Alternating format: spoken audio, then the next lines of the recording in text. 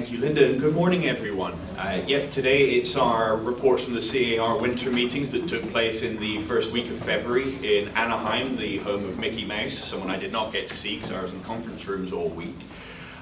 We have three of our directors with reports on some of the key issues that came up during the course of the conference. I believe none of them have prepared singing and dancing numbers, though they could still surprise me. Earl is offering to sing.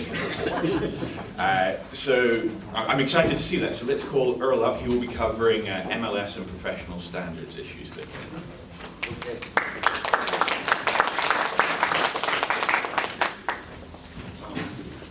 Thank you, and I'm not as tall as him. Thank you, and I do compliance, so it's to try and do it in just 3-4 minutes. The items that I heard would be totally impossible because there's so many things that really affect our industry. You could start at one end at the DRE to the C.A.R. MLS, all the way to zip forms, and there's changes in each bracket going straight across, and I'll even touch upon from the C.A.R. MLS meeting that has been going on in Chino Hills. Basically, as you probably know or are aware, the DRE's fines range from $250 to $2,500. And in the meeting, most of the attorneys talked about the fact that there just are not enough fines issued by the boards through their grievance things of that sort. So they're going to be doing audits throughout. 2020 is a year of change. One of the major issues that you already know about is May 1st. We will go over to a no coming soon NRA compliance type of situation where you cannot do marketing on a property that is not active in the MLS. Marketing does consist of open house signs, your real estate sign, or advertising, or social media. One of the things, the C.A.R. MLS is the last board in the United States to still have hold do not show. And the attorneys want that gone, but it's still there, and they took a vote to remove it immediately at the last meeting. And I think it was only a 3-4 margin vote, because most of Orange County loves the whole do not show. They really do. And so we still have it, but some attorneys say you won't have it after May 1st. So there is a new coming soon in the MLS where you'll put in a property in the MLS, and you'll have an option to keep out the address and the pictures, and that will be, you have 21 days maximum where a seller could do repairs and it won't be published. But you cannot do marketing. You can sell it if you have a buyer, but you can't go get a new buyer if you don't have them, okay? Going towards zip forms are AVID, and as you know, if you represent a buyer, you have to, by law, do an AVID. It's required under the TDS. The AVID right now, you can get a TOA if you keep writing. So if you really got a dog and you want to, itemize the things you saw, you can keep going and it'll go to a TOA. The other things now in the AVID, you can upload photos. And you can do an AVID on your phone. So you will have to go to a zip form class and they'll show you all those, but they're actually already in the toolbar, how to do all those functions, and you can get a mobile program that as well to do that. There is the open house advisory coming out. It's recommended, although there's no real clear time you might want to give it to somebody, but there has been injuries where people slip on booties and they've sued and they've won. Okay? So just the open house advisory is no joke. And it also advises them that while you are in the house, many sellers right now do have microphones and cameras, and they're not disclosing it. And so anything that you might say to your agent, like, well, can we make this one, make an offer at 1.2, about 200,000 below, the seller may be listening. So just be aware of that. And if your buyer, if you have your buyer sign an open house advisory, one, it really locks you to that prospect at that point, because it's not a client so much yet, they haven't purchased, but it'll also let them know that these things are available. A lot of companies, a lot of your companies have separate disclosures on square footage, that you're not liable for square footage. This has been going on for years, the lawsuits on square footage.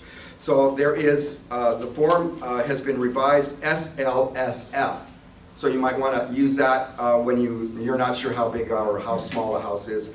And that will be a release of liability from the buyer's agent and the listing agent from the buyer having complaints later about misinformation.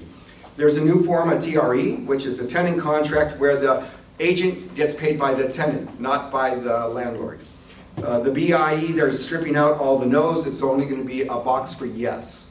Okay. The RCSD is also going to be in the new offer as well. That's coming out in December, so you can check the box if it's an entity that owns the property, right on the offer.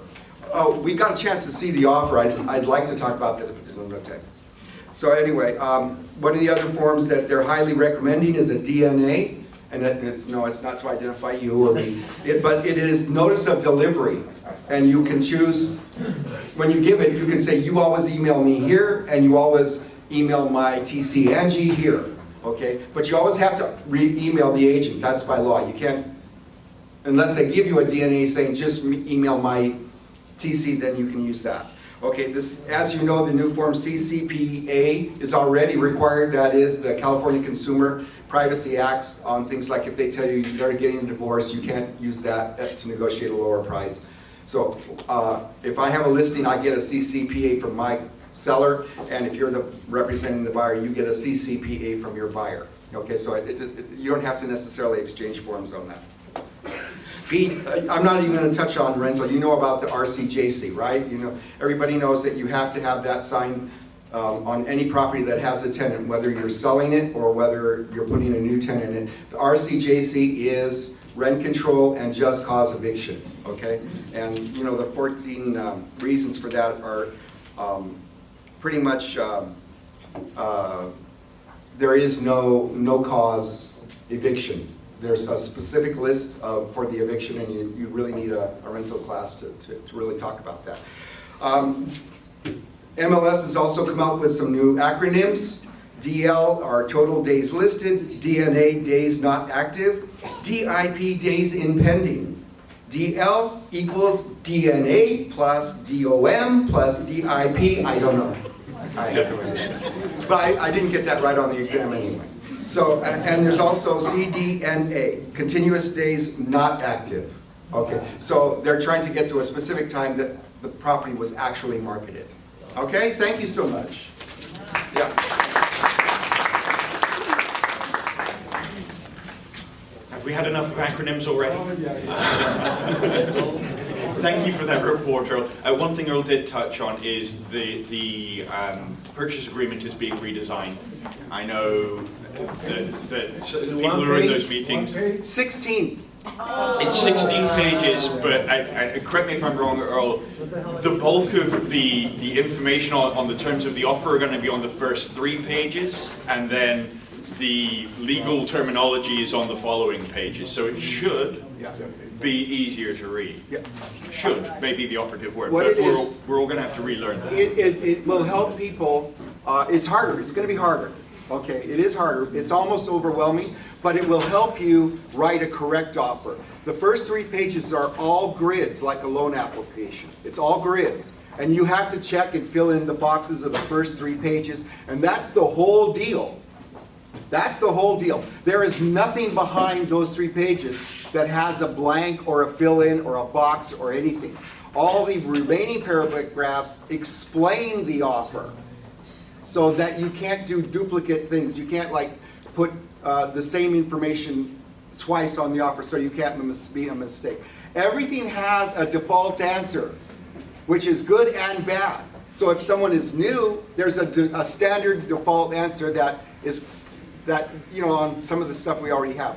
However, it also means that your buyer might not have, if you don't let them know what the default answer is, they might not agree to it. So it actually is kind of a nice offer, but it is really different. Yeah, really different. It's a substantial rethink, and I believe C.A.R. is still taking comment on that. They're on version 8, going into 9 right now. Yeah. The consumer is confused. Well, the realtors may be confused. It's going to be a new learning experience for all of us. Our next presentation is Mindy, our president-elect, who is going to touch on global, which I know had a very good presentation at C.A.R. So Mindy. Good morning. Thank you, Dave. Good morning, everyone. I'm a member of the 2020 C.A.R. Global Real Estate Forum. I attended the Global Real Estate Forum meeting that was held on Friday, February 7th. So there was 3 topics that was addressed. One was on immigration upgrade. It was presented by Senior Counsel Victoria Ketchel. And then we also have a foreign national lending panelist that involves Citibank, New American Funding, HSBC, and China Trust Bank. We also have an economic update for Global with Oscar Wei. He's a C.A.R. senior economist and the director of research. So on number 1, when we talked about the hot topics in immigration law and real estate industries, we talked about 2 types of visa. So you have a temporary non-immigration visa. A temporary worker visa is seeking somebody that comes to the U.S. It's a non-immigrant. It's a temporary period of time. Once they're in the U.S., they're restricted on activities and types of visa, things that they can do. In the interest of time, I'm just going to give you more acronyms. So there's a few types of visa. There's E1, E2, E2C, E3, and then there's H1B, H1B1, H1B2, H1B3. There's L, visa O, P, Q, R, and TN. So, for the permanent immigration visa, a permanent worker is an individual who is authorized to live and work permanently in the U.S. So the type of visa that you would get is from EB1 to EB5. And also, it was discussed the Trump administration travel ban. Travel ban version 3 currently imposes country-specifically restrictions on nationals for all immigrations and certain non-immigrations from 6 countries. And he also expanded the travel ban's presidential proclamation signed on January 31st, 2020 to go into effective in 2 days, February 22, 2020. There are 6 countries that are being affected. If you guys are interested, at the end I can tell you where to get the website for more information. So points for real estate brokers and agents to be aware of. Real estate brokers and employments of immigration, except as specific, the bans do not affect non-immigration visa holders. Verify your EB5 client's country to ensure the ban will not prevent their applications from being granted. Bans may affect immigrations intended to invest in real estate. Continue to monitor to see what versions the courts uphold or overturn. So I'm going to address on what for the global economic outlooks by senior economist Oscar Wei. He touches some of the items. The signing of the U.S.-China Phase 1 trade deal lifts optimism. UK left EU and they have until the end of 2020 to figure out the details of their future partnership. Rising geopolitical tensions between the U.S. and Iran could disrupt global oil supplies, hurts sentiment, and weaken business investments. Social unrest across many countries could disrupt activities, weakens and drag growth lower than projected. Top risk by the world regions. Asia changes the property market regulations. Concerns they also have is coronavirus for Asia, for Australia, local economic slowdowns and wildfires. For Europe, is change in government. Proxy, UK left the EU on January 31st and its departures could leave the group with a shortfall of around 71.3 billion over the next 7 years. North America, geopolitical tensions, housing supply shortage. So what's everyone worried about? Everything. Coronavirus, trade war, stock market corrections, GSP patch. It's a temporary measure that is set to expire on January 10, 2021. Geopolitical tensions, no deal, Brexit, recession, Fed missed the mark, and presidential elections. So Oscar Way says the key takeaways are global economic outlook stays solid, while the U.S. economic growth slow in 2020. Interest rates will remain low this year, possible at 4% or below. Global home price growth will likely remain soft despite low rates and tight supplies. Foreign purchase of American homes might slow as economic uncertainty lingers. Presidential elections don't have much impact on the Golden State's housing market. Thank you. It's been a pleasure. Please let me know if you have any questions, and I would like to let you know how to reach you the presentation on immigration and economic updates. So you go to CAR.org/market data podcast. Thank you very much. Thank you, Mindy. So we're now experts in visas, and we know where impending global economic doom is coming from, and if that's the UK, I apologize in advance. Our final presenter is Lee Liebert, who will cover pretty much everything legislative, so I think we've got a spare 2 hours, because 2020 is going to be a big year on that front. Lee. Very good. Thank you, Nick. It is going to be a big year. We've had a few big years, and we're just keep getting more stuff thrown at us. I wanted to start with a little story. I was in North Carolina about a year and a half ago, and I'm looking at properties, and we're right on the beach, and in fact, from here to the parking lot to the water, I could hit a 9-iron into the water. And I'm asking the realtor about it, and he says, you know, this is yours, and you could build something nice here. And I'm like, yeah, but would they let you build here? And he looks at me and he says, it's your land, isn't it? And I thought, wow, how refreshing. What a concept. Yeah, what a concept. You save your money, you earn it, and save it, and buy it, and then you get to use it. And you know, there's a bundle of rights that comes into play, that you can lease it and you can use it, or you can let it sit there if you want. And all those things are being challenged right now. Speaking of being able to use it, there's a couple of lawsuits. They're trying to go after the just cause eviction and the pay for the just cause eviction. And one of the lawsuits that happened was an elderly couple had a duplex. They lived in the top, and then they rented out the bottom. Well, as they got older, they couldn't handle the stairs. So what do you think? They wanted to move into the bottom, rent out the top. Makes perfect sense. Yeah, no go. Not in California. Not in California. So that one is in litigation pending an outcome. Another one that's pending an outcome is a member of the Air Force, U.S. Air Force, lived in Oakland. He got transferred to Washington, D.C., so he and his wife moved out of their home, rented it out, moved to Washington, D.C.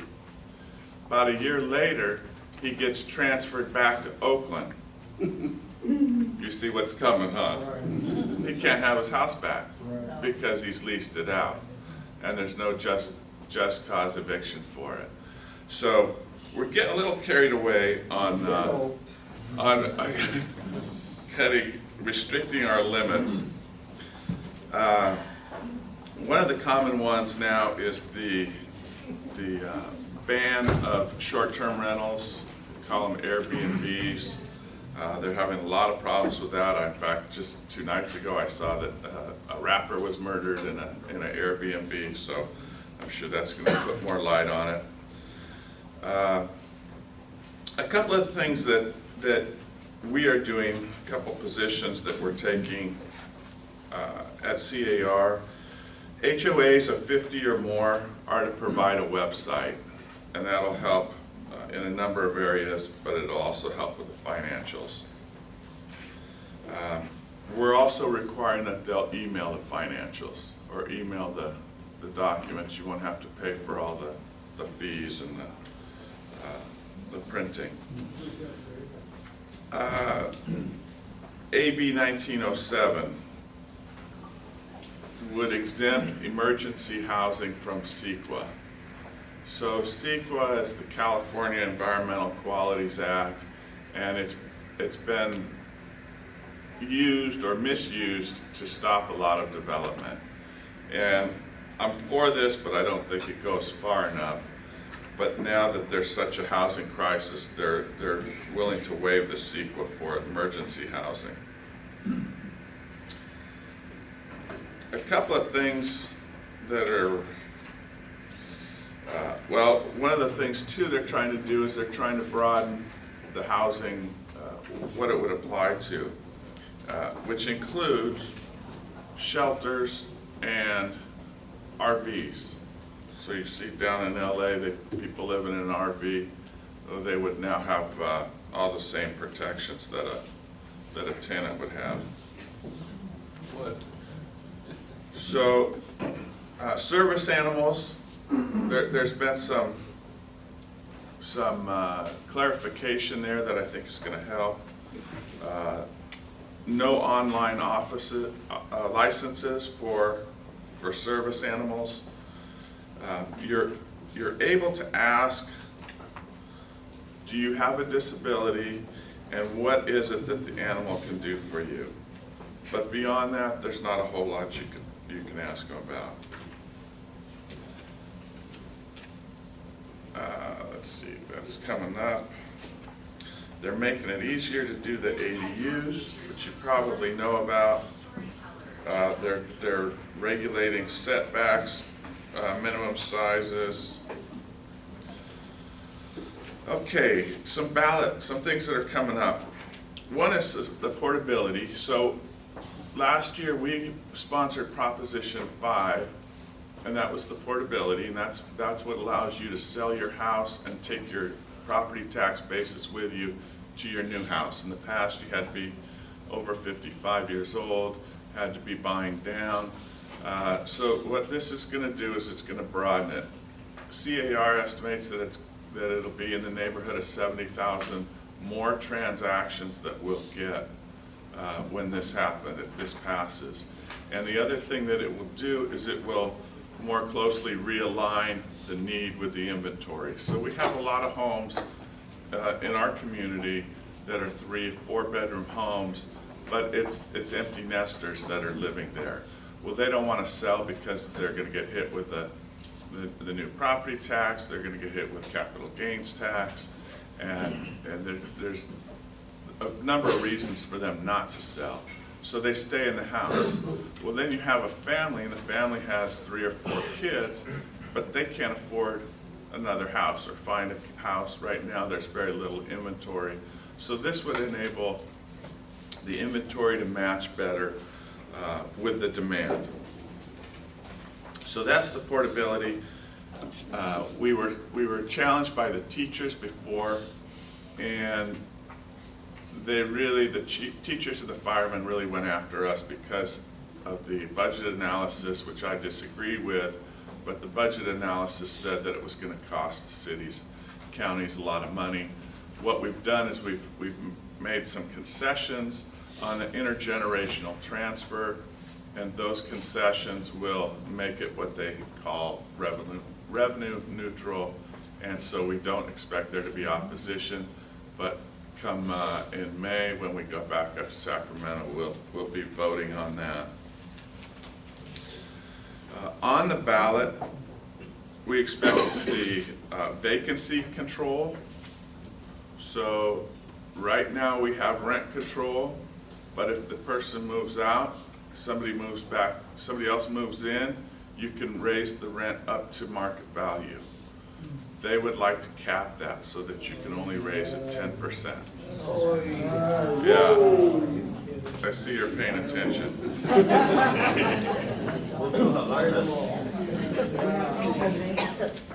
So, Move to North Carolina.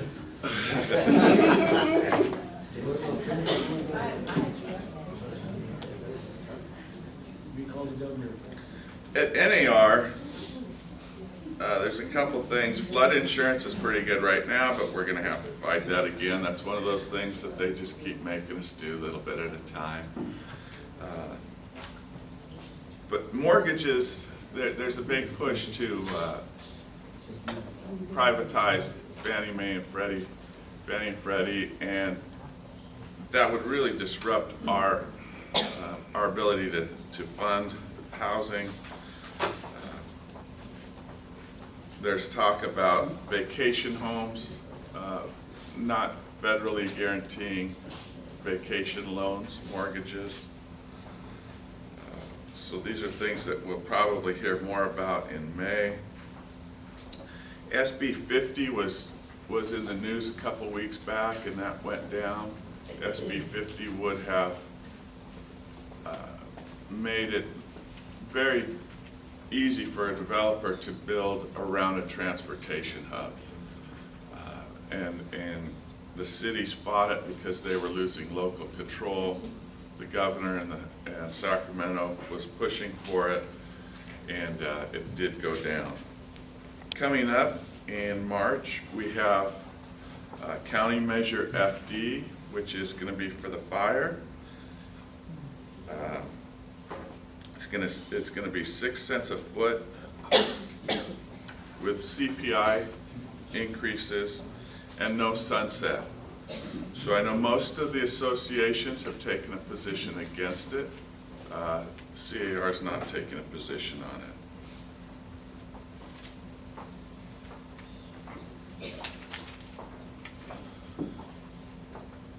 In San Jose, they tried to pass a 300% increase for the transfer tax. Did not go through.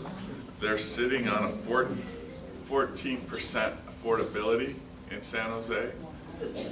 I don't know if you caught it in the news yesterday, but they said that California has the worst, or LA has the lowest affordability in the country.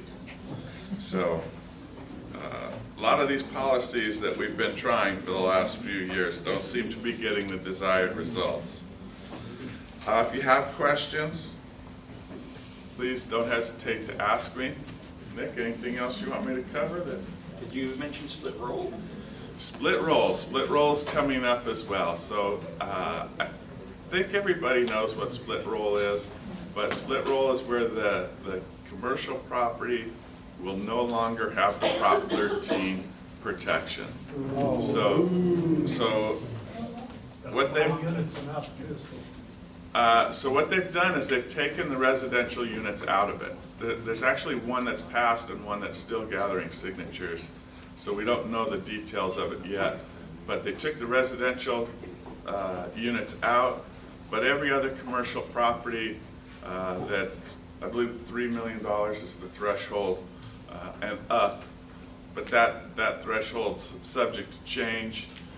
We've seen them do that before. So it would be basically a new tax on every business in California. Anybody that has a triple net lease, it would get passed through to the tenant. So anyways, anything else? Thank you, Nick. Thank you. Thank you so much, Lee, and to all three of our presenters. So we obviously see some legislative challenges on the horizon. I don't know how many of you remember 2018, you got to hear me repeat over and over again, yes on 5, no on 10, yes on 5, no on 10. My wife isn't in the room, I believe she's going to be here later, but she could probably testify that I was sitting bolt upright in bed going, yes on 5, no on 10. It took over my life in the run-up to the November election. We're going to have a similar situation again. We've got a lot of things. We obviously have the portability initiative that C.A.R. is trying to push through and has been gathering signatures on, and there are some less than great ideas that we're going to need to fight and defeat to maintain private property rights in California. So thank you again to our presenters, and I want to give one quick note. This was a relatively local conference this year. So I noticed we had some of our members who are not C.A.R. directors. They came down on their own time to sit in on some of the governance meetings. You guys are C.A.R. members. You have a right to sit in on these governance meetings, provided it's not a closed session or invite only. There are certain rules and procedures. You can't sit at the front, you can't vote if you're not on a committee. But I do want to applaud those who took the time to, on their own initiative to come. They also represented your association very well, as did your C.A.R. directors. We have a conference coming up in the fall in Long Beach, and I would encourage people to attend those governance meetings if you have the time. But if you do, please reach out to myself or a C.A.R. director so that we can give you some of the rules of the road to make sure that you don't come a cropper in those meetings. But thank you for your time and attention. There won't be a president's message, but do stay for the general membership meeting following this. Thank you.